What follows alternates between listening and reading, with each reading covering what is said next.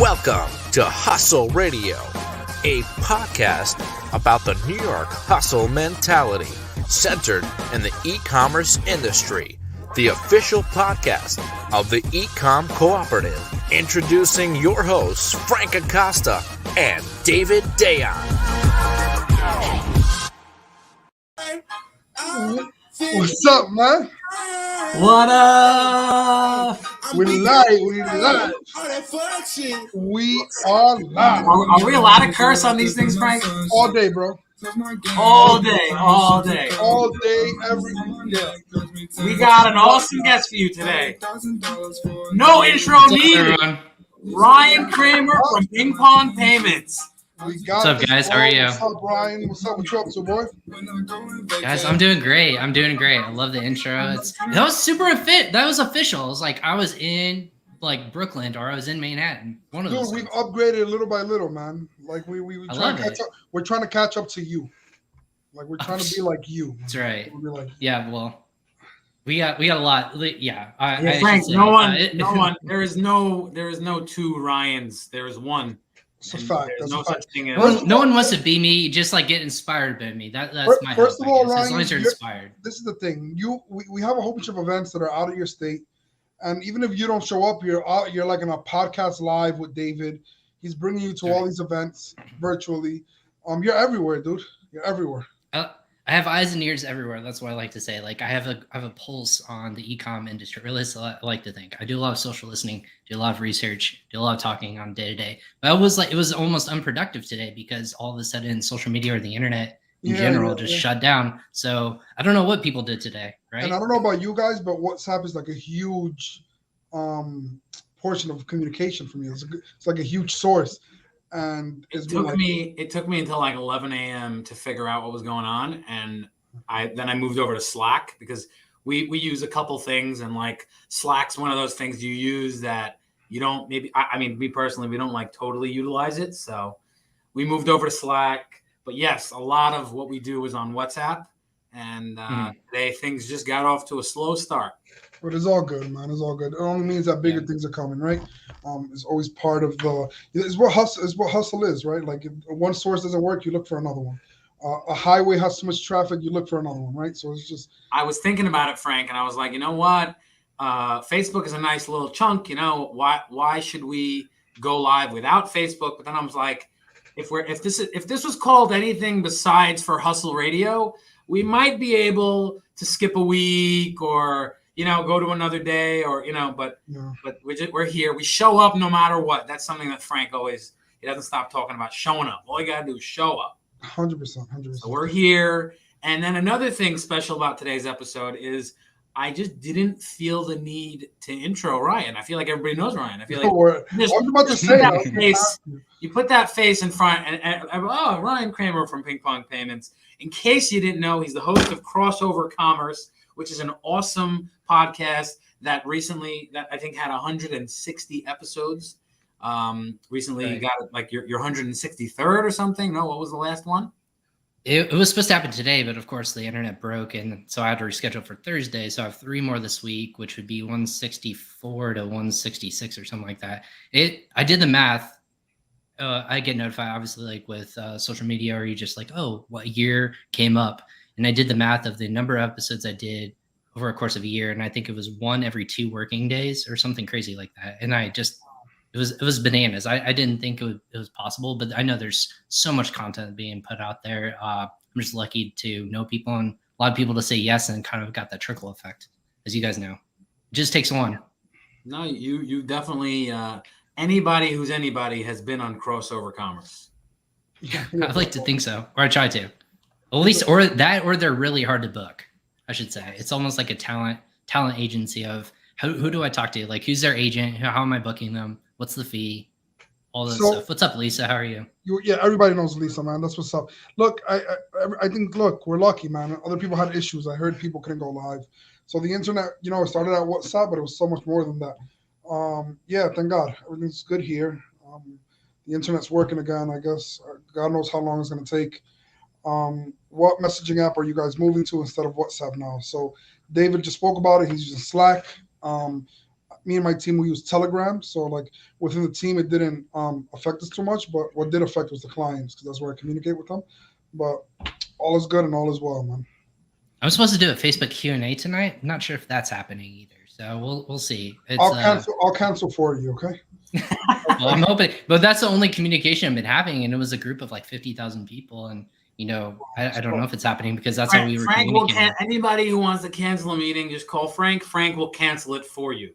There we go. Right. That is his official offer to the public, his public service. So Ryan, we were talking about potential topics for today. I'm still going to give you the chance to introduce yourself. We always introduce our guests. Today we didn't introduce you, but I'm going to give you the chance to just give a little background. I want to talk specifically, and I included this in my bio, specifically about before ping pong. You got to plug ping pong for sure. Maybe plug them first. But I want to talk about, we always like to talk about your entrance into the Amazon space. So if you want to give a little of an intro, something maybe that's not even on the bio, just give us a little in your own words. Who is Ryan? What were you all about before you were putting your face out there every single day of the week and putting out content? And tell us a little bit about your origin. If we might call it that. Yeah. So my first job out of college actually was in the newspaper industry, and I was in charge of selling display ads, SEO, SEM, display, anything on our website for this local newspaper that I was working for. It's all new business. So it was find someone we weren't working with, any new business in that area, find out the pros and cons, basically the strengths, weaknesses, opportunities, and targets basically that we could work with them. And we were one of those major media outlets. I did that for about 2 years. And then because it's a media industry that's not doing well or wasn't doing well back in 2013, I got let go. And so I was my first job out of college. I like to say 0 for 1, not looking good. I was getting married in 5 months, and it really started to make me doubt myself of like, what am I going to do? Luckily, my fiance at the time, she got a position in Virginia. So we both were like, you know what, I think this might be an opportunity. I'll move out there. Through a couple months, I actually found a position with a manufacturer and distributor, believe it or not, in Richmond, Virginia, called Evergreen Enterprises. They were really fantastic because they started direct to, they're in wholesale. So they were selling directly to retail stores. They evolved in the e-commerce space. They were selling to the likes of and distributing to the likes of like Wayfair, Zulily, Rakuten. They really got fast into the FBA space in 2014 and 15, which is what we like to call the Wild West, or like when everyone started to get into the Amazon space as a third party or private seller.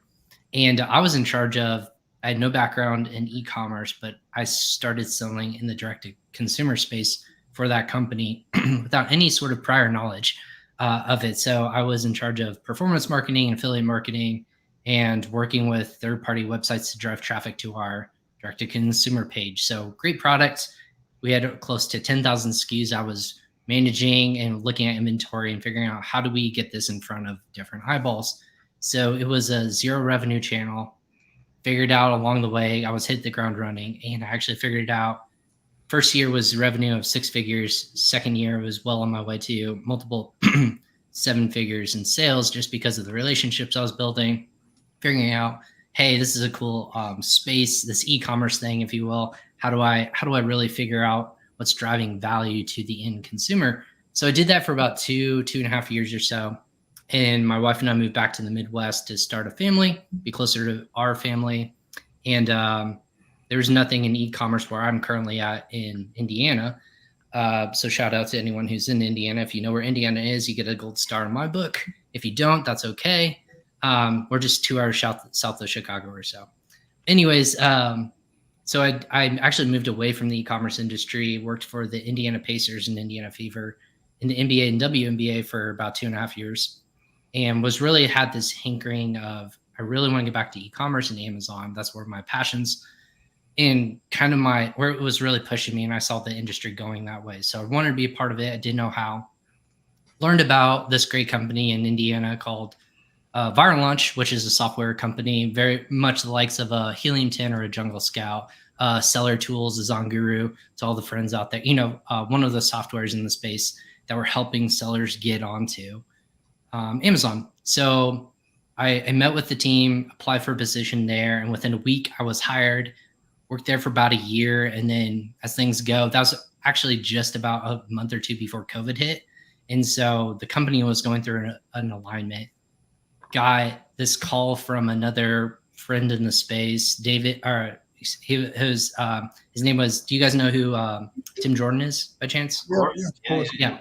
So Tim runs Centurion League. He's fantastic as seller. He's all across the board consulting for sellers funding now, but he was actually consulting for Ping Pong, and he asked me, hey, I've been asking around for you. I'm helping with this marketing side on Ping Pong, and that was around. Gosh, that was that was February of 2020. So by April, I was coming on board. He actually got a position at a different company at the time. So I've been with Ping Pong actually ever since April of 2020. Nice. I'm a pandemic employee. I've been for the length of that COVID's been around. I've been with Ping Pong. So people feel like it's been around forever. So so too have I feel like I've been at Ping Pong. So, but yeah, now I'm doing partnerships, marketing, brand awareness. I'm kind of the jack of all trades personality, and I'm playing e-commerce bingo. It feels like I'm been in SaaS, fintech, lots of services that you guys use or lots of Amazon and e-commerce sellers use on a day-to-day to help them grow their business. So that's really my passion and my expertise, if you will. So that was awesome. Now, I wish I could do my whole thing in that short. I would be there for, I would probably be there for 20 minutes and I would butcher it. So lots of practice. That was awesome. Yeah, you could tell that was 163 episodes of practice. That was awesome. There's a lot of things you skip over there, like the headaches that come along the way, or the cool people you get to meet. Were you on Yoni's podcast?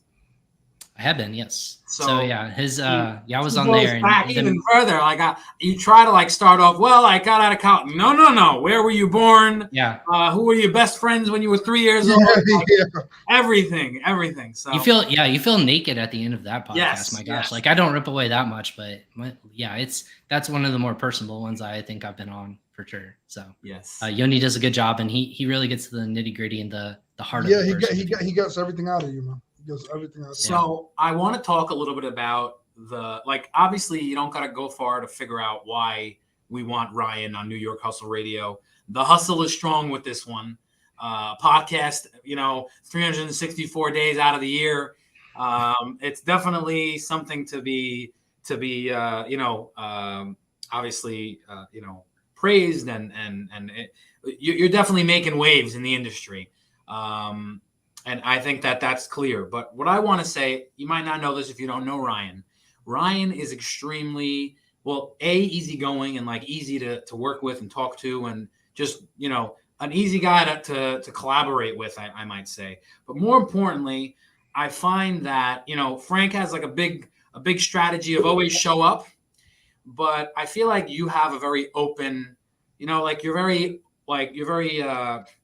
willing to try new things. And, I'm partially referencing your willingness to join the e-com cooperative when there was nothing more than an idea.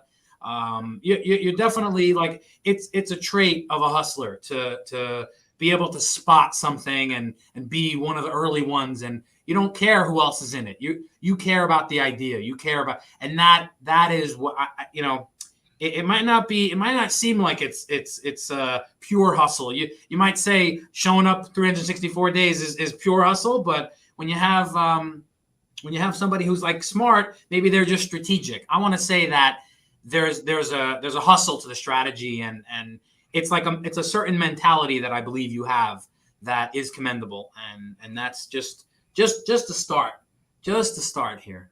I appreciate that.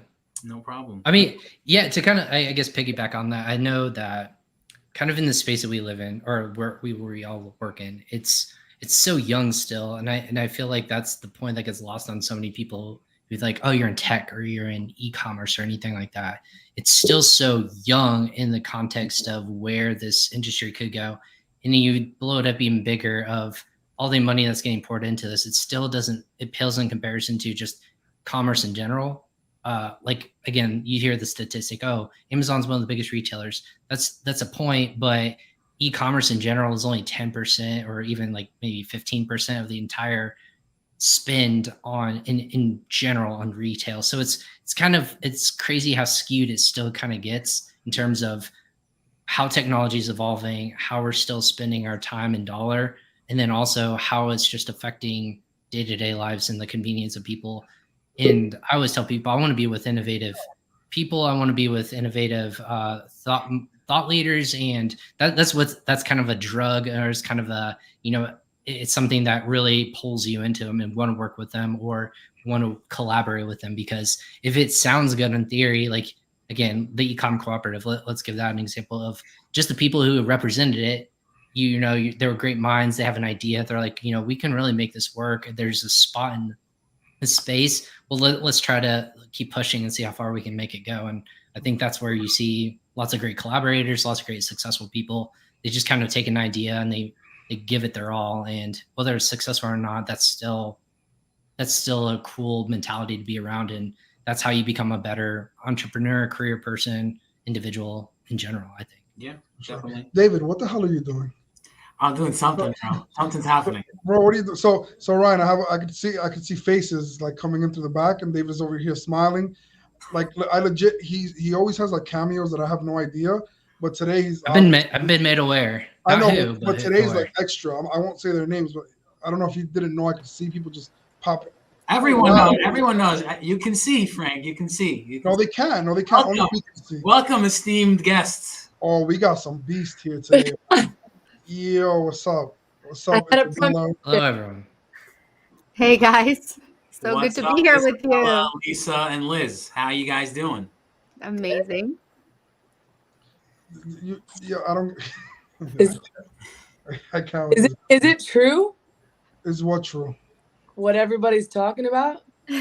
Wait, first, before you say anything, Frank, where were you, Frank, by that conference? Everybody wants. What are you doing, bro? All right, 1, 2, 3.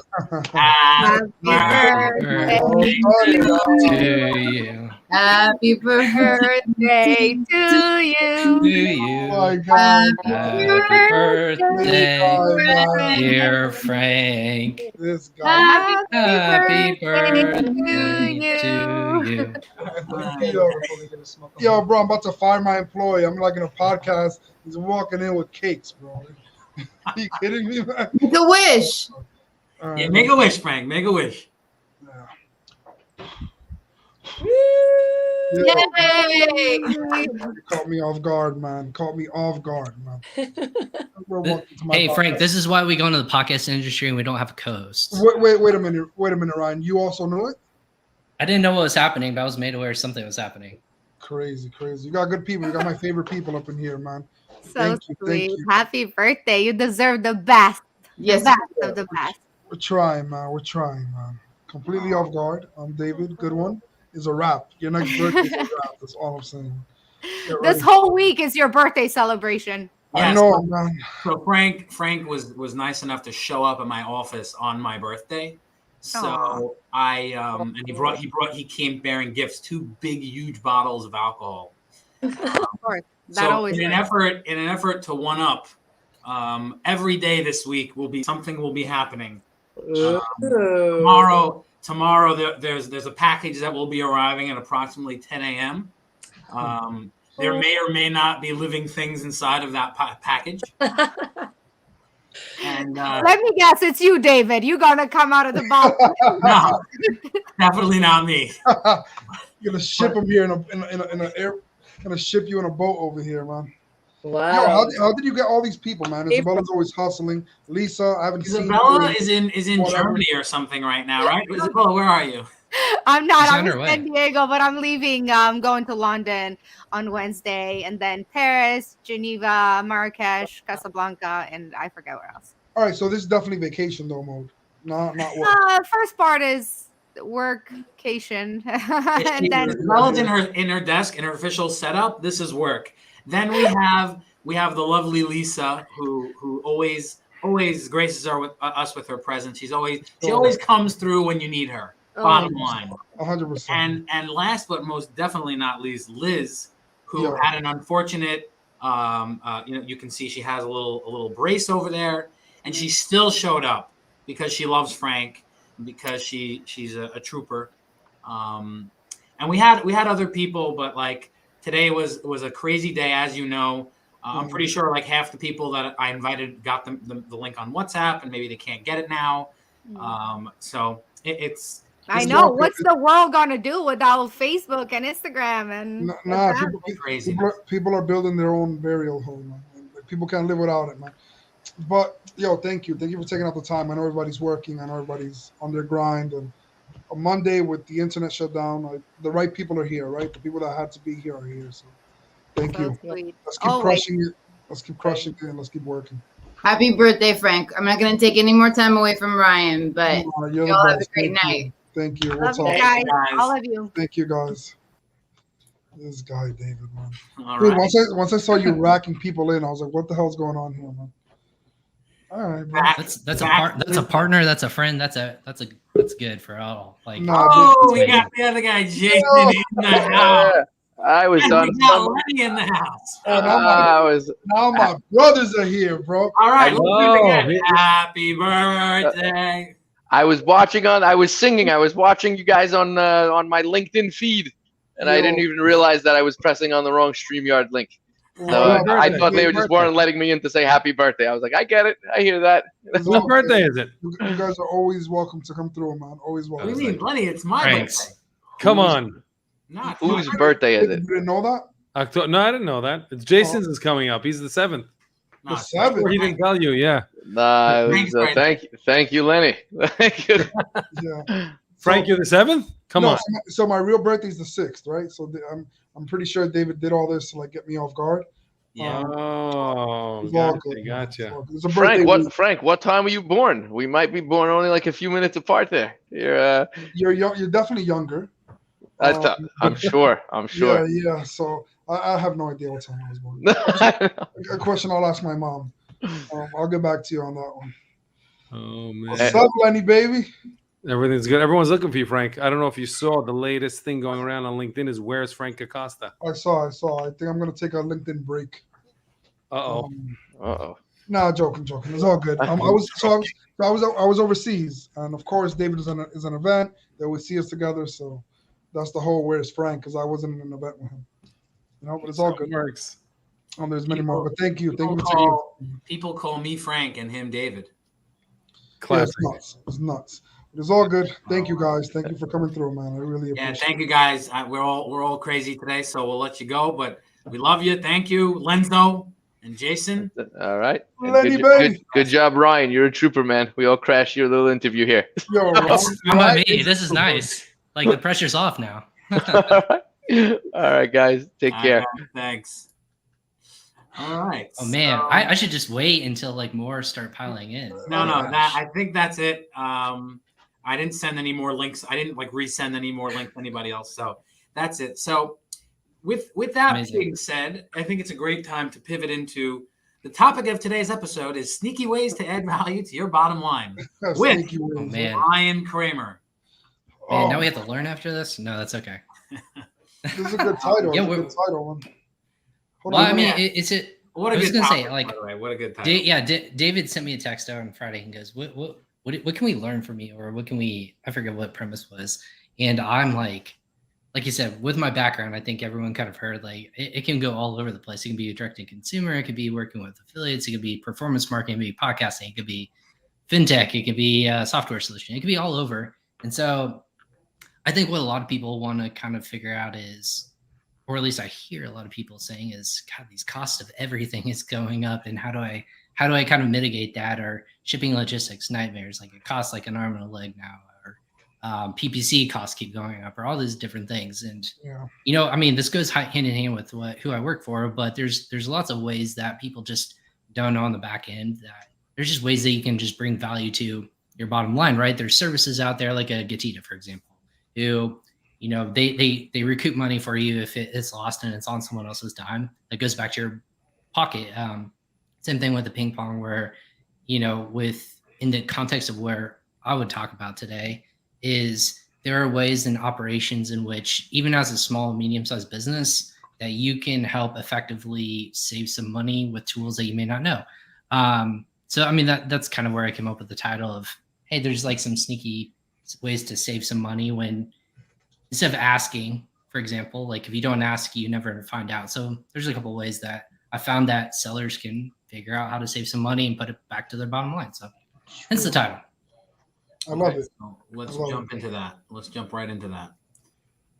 Yeah. So, so I think a lot of people kind of prefacing this with saying this is going a lot towards a lot of Amazon sellers and e-commerce sellers. So, right, the first thing you start with, it would be, number one would be, how can I get my cost of goods more effectively? Or how do I even start by finding goods online? Most often it's going to be through a service like an Alibaba, or finding supplier through someone's referral, or through one of those kind of matchmaking services out there.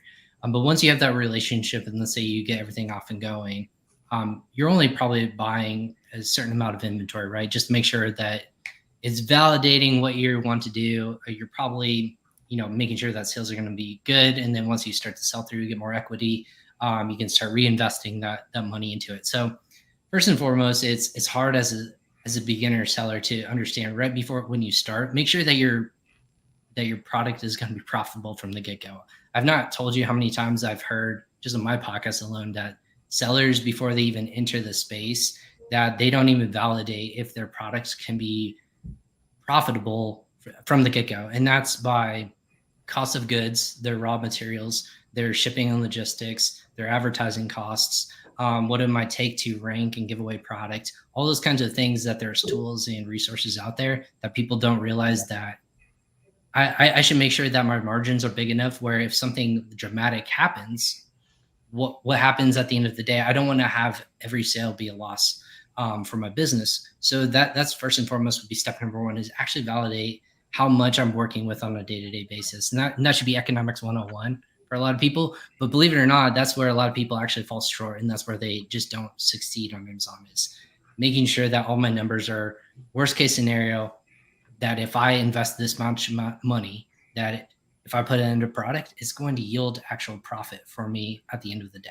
It's not just going to be me doing a hobby or anything like that. So that'd be the step in tip number one. So over time, a lot of people actually don't realize that when you're working with supplier and manufacturer, the other tip I would suggest to people is understand that it's a book of business, right? You're soliciting from either a catalog, or you have an idea and you present it to these factories, call it in China or India or Mexico or wherever you might be sourcing from, and saying, hey, I have this idea. Would you be able to create this idea or product or spec that I have created for them? A lot of times it's yes, no, depending on your scale, depending on how much you buy. That's kind of where that negotiation happens. But believe it or not, in a lot of times, because of those sellers in the United States, they're going to give invoices in the dollar or the US dollar. So that's kind of going back to where ping pong kind of helps and what my solution. I never even knew this existed, right? Negotiation in business, it's there's ways you can effectively get products for cheaper, right? Whether it's in bulk, you buy in bulk. So the more you buy, the cheaper your cost is. Or if you actually negotiate in the terms of currency, I was going to say he's shaking his head and I hear other pops come in the background. So we need to pause for more people. These are the people that didn't join before. Apologies. It's fine. We can take a pause real quick if you want to. If I won't let them wait around. You let me know, David, if you want to bring them in or not. All right, we'll bring them in. Yo. Oh man. Frank, what's up? Ryan and Isaac. Ryan, we got Isaac in the building, man. What's up, fellas? Yeah, buddy. What are you doing, Jet? Let's get it, bro. Get it, man. Mr. Frank, I want to wish you a happy birthday, buddy. Thank you, brother. Thank you. Thank you so much, man. So happy to have you here, man. And all this hot. Yeah, dude, I'm lucky to be here, bro. You guys are legendary. Look at you. I didn't know. Listen, I'm not a podcast kind of guy. I don't know how to work my cell phone over here. But bottom line is, Frank, brother, I love you, man. And you have a successful year, brother. And everything should be easy for you. And the money should flow like the Niagara Falls, you know? And then bring to the Mazda party on Sparks in the Sun. Yeah, and by the way, David, he's gonna buy the Mazda party for the whole year. You know what I'm saying? He's on him. doubt. You know, No on doubt. him, and no McCown. Well, Frank, no McCown 12. You know what I'm saying? No that crap. You know what I'm saying? We don't know Jameson. 24 and up? How old are you now, Frank? No. I'm What 32. year are you born? What year? 32 and up, buddy. So 30 is and above, buddy. Okay, and don't be All right, cheap. no Okay. doubt. No doubt. I won't. That's it. 30 and up, Frank. Just print another video, buddy. Just print another video. That's it. Just print another video. 100%. 100%. Isaac is the best. Isaac. It's 2% of your fee, okay? 25 grand minus 2% is 500. You know what I'm saying? I Quick got you. fee. It's my commission, buddy. For the other, it's the commission for other deals I just did for you. You know what I'm saying? I love it. I love it, bro. That's it. That's done deal, bro. Done deal. Thank you so much, man. Thank Isaac you. is the best, bro. Or you take it. Wait. Before I leave, or you take all of us on this podcast, the Dominican on the house. There we go. Let's do it. Let's do it. I'm all for it, man. I got good people Anyway, here, Frank, so I'm with it. Yeah, that's a fact. Anyway, Frank, happy birthday, baby. Thank you so I'll much, see you, man. Isaac. Frank, happy birthday. Brian, what's up, bro? You know I love you, man. I'm driving now and it's raining. I say when Frank enters the room, it just starts raining. That's what happens. 100%. I Full love of it. happiness, spirit. Let me wish you. Thank you so By much. us, we wish you like you live till 120. Yeah, for sure. 100 till 120, success. Thank you. Peace of mind and happiness to no end. Thank you so much, man. Thank you so much. You're gonna be there Good to see celebrating. You're gonna be there celebrating with me, man. Yeah, and enjoy your special day, and we'll see you soon, really soon. Thank you. Yeah, soon it is. Talk to you guys. Thank you so Take much. care, Frank. Take care, Frank. You brought all my people, David. You brought all my people, bro. Yep. I'm with it, man. I'm with it. It was supposed to, by the way, if it all went according to plan, we would have had everyone on the button at 5:20, like sharp, and the cake. It would have been nice. And imagine how imagine how much more crazy you would have gone if you would have seen 7 people pop in at once. Yeah. 100%. Flipping out. So. Yeah, I was like, what the hell is he doing, man? No, when I saw Summit walking in with a cake, I'm in a freaking podcast. Are you crazy?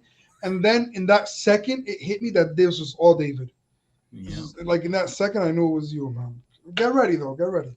No problem. I'm surprised we didn't hear cursing or something like that. Like something go or I'm something. looking at this guy walking to my desk with a cake. I'm like, dude, like, what are you doing? Man? What are you doing? And then I realized that David was on the podcast, so I was like, all right, this is all this guy behind the scenes, but it's all good. Thank you. Appreciate the love, man.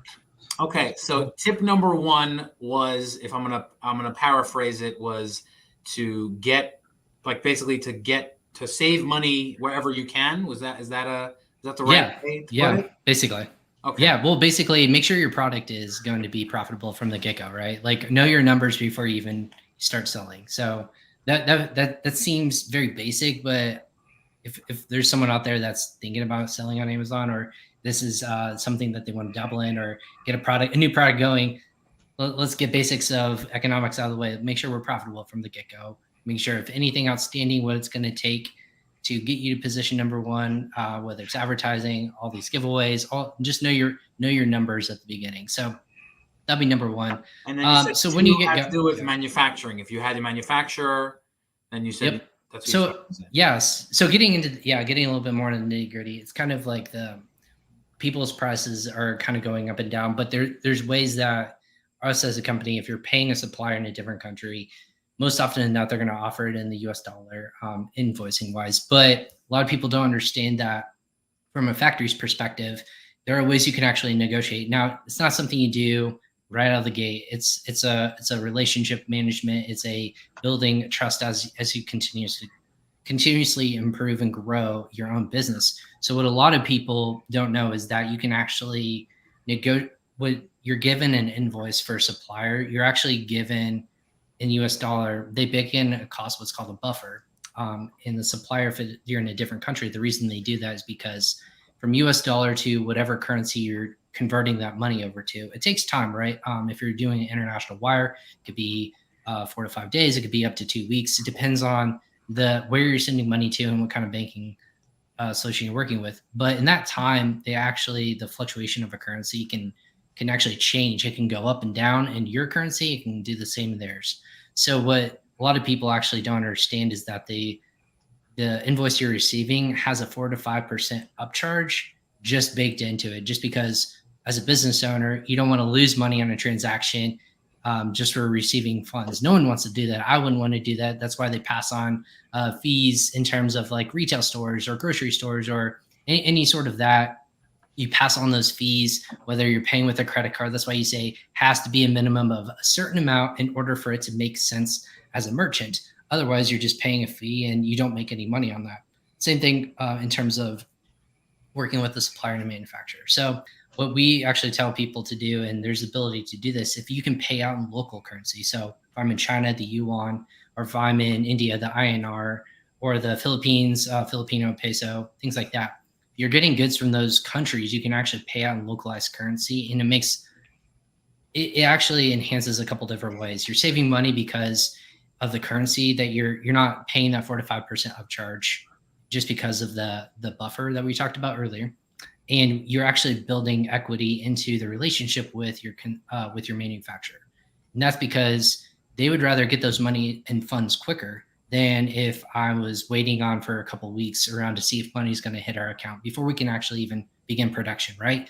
I can't buy goods in the US dollar because I can't pay my employees in the US dollar because that's not what we spend on a day-to-day basis. So the faster I can get monies into my account, the quicker that they can start paying their employees, the quicker they can release goods, so on and so forth. So it actually improves the turnaround time when you're ordering from a foreign manufacturer. So we actually, when you can pay in the localized currency, and again, that's where ping pong comes in. But if you can do the thing like that, you can actually save anywhere from hundreds of dollars per transaction to, if you're at scale building a global empire, tens of thousands of dollars per transaction, just by simply doing the thing you were going to do in the first place. And that's paying out your manufacturer or supplier. And that can be applied to paying your VAs and employees in localized currency, because we all have like other helping hands that may not be in the same country we are.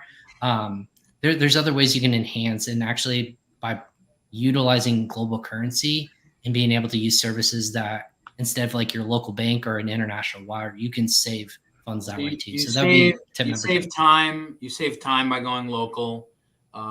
You definitely add value to your bottom line by avoiding that. I think you said 3 to 5% of extra that those companies pile on. And obviously it's a big value to be able to get things done quicker and be able to invest in the next thing and, get your money quicker.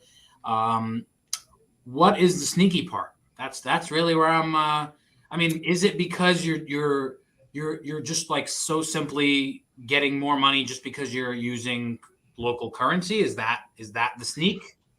Yeah. So the sneaky part is because when you're negotiating, not a lot of people think that you have this flexibility to operate and utilize either services or just the ability to do it. Because if I'm going to be sending money to a company in China, for example, I don't have the yuan just sitting at home underneath my mattress, right? I don't have that capability. But when I receive an invoice, a lot of people, the reason why a lot of suppliers and manufacturers are just giving you US dollar, because it's convenient for you. Like the convenience, right? We live in a fact of in e-commerce, convenience isn't going to outweigh the cost of actually doing business. And a lot of the times you play by those rules as well. Like Amazon, I'm going to get 2 days shipping. It's convenient to put my goods in FBA warehouse. It's going to get to them quicker. I don't have to worry about, sending the goods myself, and it's actually cheaper. So that to me is it's a win. That's a good thing. But a lot of people aren't educated in the notion of that when you have the capability to, like, when you're given the US dollar, is it just convenience that's blinding me to the other notions of, hey, maybe there's other ways I can save money besides just ordering more inventory like they're telling me to do. So when you work with a relationship, it's actually sneaky because you can say, I can get you money quicker. I can actually order more by saving. Yeah. It's not right. It's not. And again, the kind of unfortunate thing is people are like, what's your best and final offer for working with you guys? Like, I want this. What are you going to do? Like, what's my best price I'm going to get? And that's actually a big turnoff for manufacturers, suppliers, just because that's not how relationships are built. Just like how we all work on a relationship, we send business to each other. That's not how a lot of people want to operate in that part of the world. It's a working relationship. They still have to provide for their families. They're not going to, they realize that you can go to lots of different places, but if it's truly going to be a partnership, you want to really show them, like, I'm going to bring value to the table by giving you business, but I also want to know that you can work with me in that regard. So it takes a little bit of time and finesse in that regard. So a little bit sneaky in that regards. I like it. I call it that way. Yeah. It's just, you kind of have to ask, right? If you don't ask, you won't find out.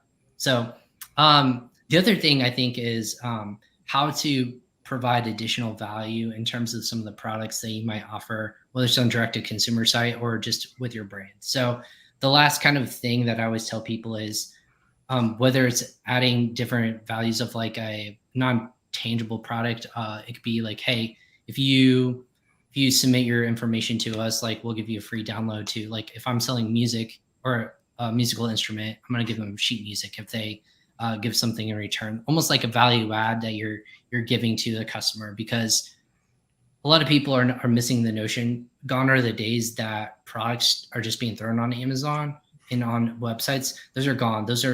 No one wants to just have a transactional relationship. They want to actually work with brands, and they want to know that they're getting some sort of value where, hey, if I make for example, let's call it Tom's. If I bought Tom's, right? The whole notion behind Tom's, everyone understands the value add to them is that you buy a pair of Tom's shoes, you're giving a pair to a child or a person in need in a different country. That brings some sort of you can't put a value add to that, but you know that the customer actually will come back for more. They'll repeat business. Apart from it just being an amazing product, there's additional value add. I've seen customers do things that are just free to do in general, whether it's just giveaways or just work with like free media, and I'll kind of explain that, for example. So working on behalf of your customer to show some sort of value that you're going to receive it in the back end to help it with your marketing. Whether it's, hey, I'm going to donate for every purchase you make with us, I'm donating on behalf of my local YMCA or Boys and Girls Club. I've seen people do that, and they show pictures of their company saying, hey, thank you. And it's from, the actual kids or other things like that. Like, it's a real personable touch, but those are free ways to make you say, hey, if I'm going to do this, I'm going to direct people to this brand because they're giving back in that capacity. But the other cool thing that I saw recently of sneaky ways they can bring value is people, and this is the influencer kind of marketer in me, is that utilizing your audience for free pictures or photos or content. Content is king in the space that we're in terms of marketing, in terms of just social proof, and just terms of brands in general. So in terms of making your brand, instead of making it that transactional, that relationship that lots of people kind of misstep, try to push them a little bit farther. And people, this kind of goes back to maybe we're shallower now that we have social media, and this goes back to like, oh, what are people doing now that all of a sudden social media is gone? Like, we can't post things about how great our life is, or kind of social proofing our careers or our lives around stuff. It's used in positive ways. For example, of people like to put out things and products that make them feel better or make them, feel good about purchasing. For example, if I have a baby brand and I say, hey, if you do an unpackaging video, for example, and you post this to your social media, whether it's how you're using it or how you're using it, and it gets to a certain tier, we're going to put you the front page of our newsletter or something along those lines, something where you're going to give back in terms of whether it's monetary value or send you a coupon or things like that, where it's, hey, if you're going to share what you like about our brand, obviously not go and put a fake review or anything like that. That's not what I'm saying. I'm saying you get organic, right. Reach and organic advertising and right. So if you like cultivate this environment, if you will, on social media with your customers, to say, if you're sharing with us what you find value in, and you find it, you share that with us through either a hashtag or ways that we can find it, and we will elevate that to share it with other people who are looking for the same solution as you are, and that makes them feel like they're giving back in a community of like, hey, I couldn't find a diaper that my child wouldn't develop a rash in, for example. but I found these all natural ones and I love them and they're life-saving. And now my 3 kids, I've had 3 kids now and I can't live without them, something like that. So it's utilizing your audience and having them provide social proof. It's free, again, content and photos that you can reshare if they're getting tagged in it. And then also it just makes that brand seem more trustworthy, valuable, and you're building that equity, which long-term, if you're trying to exit a business, like maybe some of us might, that brings in it's not a tangible number that you can put a dollar amount on, but they know that there's equity into that long-term. So those are like the sneaky ways that you can kind of bring value quickly. I only have 3 right now because I wasn't sure how long our podcast is going to be. That was good. Those are ones. Yeah, for sure. Okay, awesome. So let's close the episode by wishing Frank a happy birthday, even though it's not yet his birthday. His birthday is on Wednesday, the 6th. Today is the 4th, but that's how we do it here. And I mean, I definitely just to show you that whole, I didn't even realize this until just now, but like, well, I was commending Ryan for just like, being easygoing and just go with the punches and just, yeah, sure, whatever. Like Ryan knew we were having cameo guests. I thought it was rude to not say anything, but sometimes like I just think like, yeah, we'll just have 30 people join us, and I don't think about like, oh, what about the guest? He might be like, what's going on here? So just to show like Ryan was just happy, just chilling with it. He was just happy to see some of his friends, and again, just lots of those people. Point. But we're very, very we're honored to have you here as a guest, Ryan, and we're looking forward to having you on. You'll join as a cameo, and we're gonna be. Let's plug Sellers Dinner for a second, which is going to be sponsored by Ping Pong Payments. It's going to be an event on November 1st in Miami, Florida. Right. Coming up soon. Yeah. Gosh, where is it? So what's the restaurant again? I always mistake the restaurant. This is an amazing place. Fuego by Mana. Yeah, you say it with so much passion, David. Fuego by Mana. I remember we were doing like promotional. That's what I was thinking about her now. Yeah. And Frank was like, I guess he was like, we must have done like 35 videos at this point. So Frank just goes, Fuego's Mama. And he just, we have a couple of takes with some good bloopers. So that was good stuff. Yeah. Whatever you guys were plugging on LinkedIn, I saw that. It was really funny. It was good stuff as always. But yeah, I'm jealous of that dinner. It's going to be amazing. And ran by the main sponsors, Takeometrics, right? Yes. Yeah. What do you mean you're jealous? Take a steak. Are you not coming? I can't make it, that one. Ryan, that's it, man. The next one, like we're gonna see. This is the thing. This is the thing about my company. I'm just gonna kind of. Everyone else gets the first. Like they come to me for like, hey, do you guys want to sponsor this amazing event? Like you can have all these guests and stuff like that. And I'm like, yeah, let me coordinate this. Yeah. Obviously with some of my team, but then everyone else gets the fruits of that labor. I'm helping put it together with them. Or like, we should sponsor this event. Or I reach out to other people and they're like, yeah. So are you going? I'm like, no, they'll go. It's like unfortunate, but it's all good. No, I think my traveling for the year is kind of like localized. So I'm already looking forward to like the next year for 2022. I feel like at this point, last year, everyone's like, bring on 2021. Well, this year went kind of crazy and it went fast. Now 2022, I'm already like, well, the world needs to kind of shape up in certain ways. Like it's like, let's figure out logistics and like transportation, shortages of everything. And let's kind of figure out everything else as we're growing. But yeah, it'd be cool. I'm excited for it. We're looking forward. We're definitely looking forward to Sellers Dinner, November 1st. Go to the ecomcooperative.com to find more information on Sellers Dinner Miami. Let's get some outro music here.